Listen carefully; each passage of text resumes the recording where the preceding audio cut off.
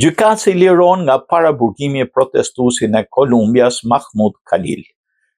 Një gjykatës federale të premten urdhëroi qeverinë amerikane të lirojë studentin e diplomuar të Universitetit Kolumbias Mahmoud Khalil nga qendra e paraburgimit për emigracion ku ai ishte mbajtur nga fillimi i marsit, ndërsa administrata Trump kërkoi ta deportonte atë për rolin e tij në protestat pro-palestineze.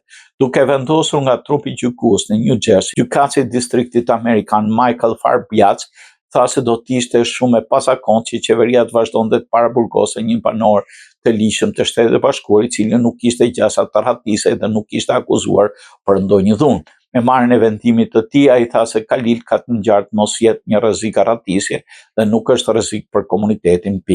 Ai urdhëroi lirimin e Khalil nga një qendër paraburgimi në Louisiana rurale të premten vonë qeveria nuk e ka përmbushur qartë standardet e paraburgimit ai më vonë në seancën dëgjimore njohëse. Khalil ishte arrestimi i parë në goditjen e presidentit Trump ndaj studentëve që u bashkuan protestave të kampusit kundër luftës shkatërruese të Izraelit në Gaza. Sekretari i Shtetit Marco Rubio ka thënë se Khalil duhet të bëhet nga vendi sepse prania e tij vazhdueshme mund të dëmtojë politikën e jashtme amerikane.